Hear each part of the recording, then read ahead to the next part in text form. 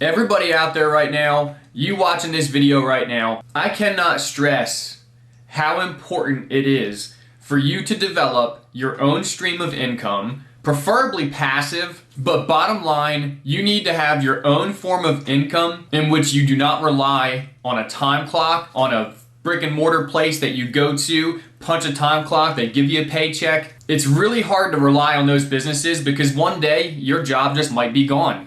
Or one day that company might let you go. These types of things are happening all the time. Job cuts amongst, some of the biggest employers that are out there. Restructuring, from companies such as Lowe's, a place I used to work, where they cut a ton of jobs and somehow tried to say it was all about offering better customer service. I don't understand how you can offer better customer service when you cut the amount of employees that you have at your company. But anyway, this video is not about Lowe's, but it is about you having a stream of income in case you don't have a job one day. Now, maybe you don't have a job because you don't want a job. Maybe you don't want to work for somebody else. I'm in the same boat. I have a business license. I produce content for YouTube. I have a couple other platforms that I work off of. I install floor for a living. I do not punch a time clock. If I ever had to again, I would, but I prefer not to. And I've basically just developed other streams of income so I would never really run into a problem to where I'd be really hurting if I didn't have that one job. And sir, the main reason why I'm making this video for you, guys, if you don't have something as simple as like a YouTube channel, which is so easy to sign up for and so easy to start producing content for, you really need to think about doing it. And more than think about it, you need to do it.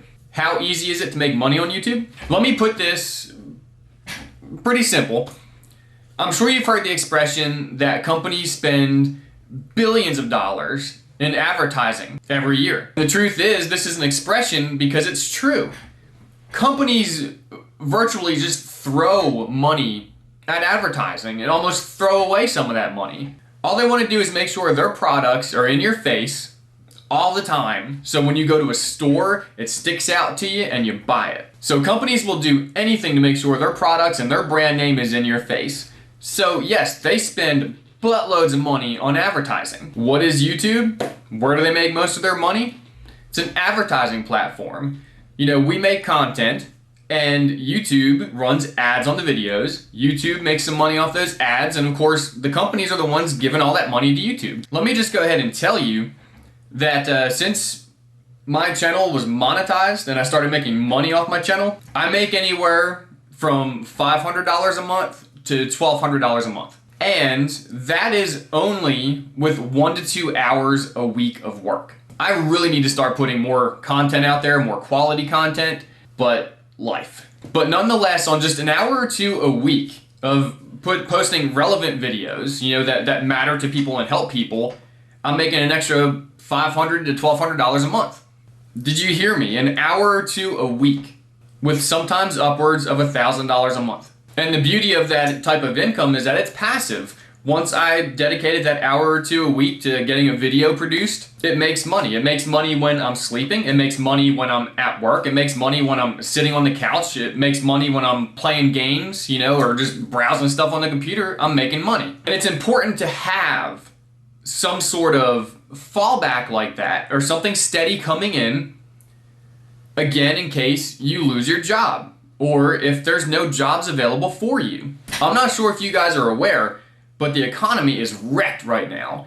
And the thing about it is that this year, 2020, because of the coronavirus, people are blaming it on the coronavirus, but in actuality, if you look back on like default rates for mortgages and like auto loans, which were all slowly, getting higher and higher, more people defaulting on their loans, it was coming one way or another. An economical crash. It was going to happen. The coronavirus just made it easier to fall off that cliff. But again, even without the coronavirus, by next year or the year after, we were going to have a complete meltdown. And I still don't think we've seen the worst of it.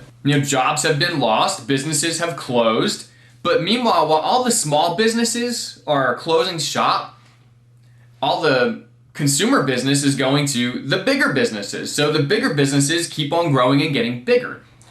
So basically what you have happening is these bigger businesses are pushing all the small businesses out, And if you can kind of pick up on the trend of what would happen there, basically what that comes down to is you only have big businesses left. There's no small jobs for you out there on the market to go to.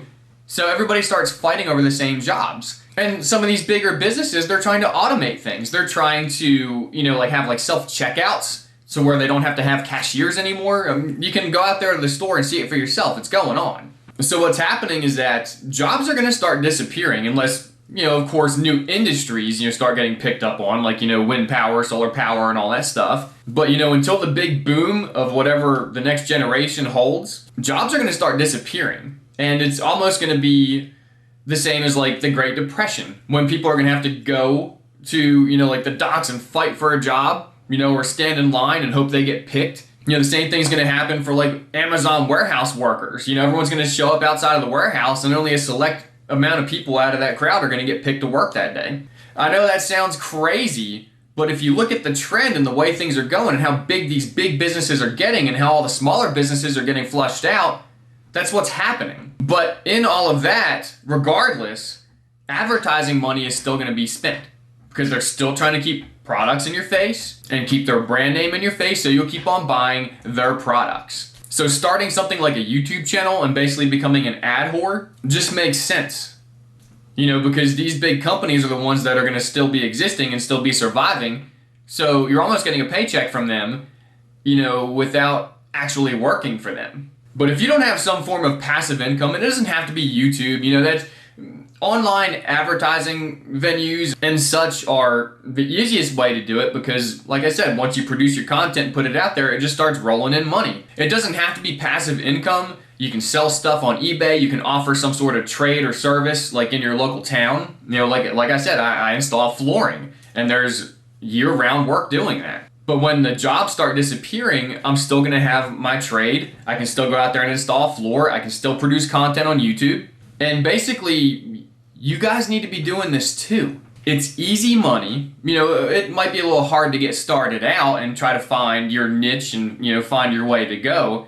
And there's so many helpful videos from other content creators, though, that help you find your direction and learn what you need to do to produce better quality content and get people watching your videos so your ad revenue climbs. I kind of feel like this video has kind of been all over the place, and I didn't really have a format for this. I didn't have like any type of script written out or anything, which I never do anyway.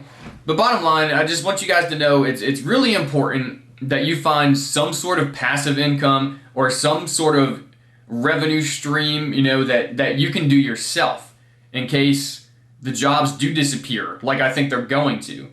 Or again, if you get hurt at your job and they let you go, or if you just lose your position or get fired for some reason. There's some of us out there that cannot mentally handle working for somebody else. That's me. I cannot mentally handle a job. I can't go and punch a time clock. It drives me crazy. But yes, please find yourself something you can do on your own, or with somebody else. I just mean like on your own as in not having to go to a company and a brick and mortar store, punch a time clock and go to work. Find something you can do at your house to make money. Or set yourself up a little office and make money. Work on cars, fix cars, cut lawns. There's services and businesses built around cutting grass, and doing landscaping. And then again, laying flooring. There's so many things. Teach piano lessons. If you're good at guitar, you can offer guitar lessons.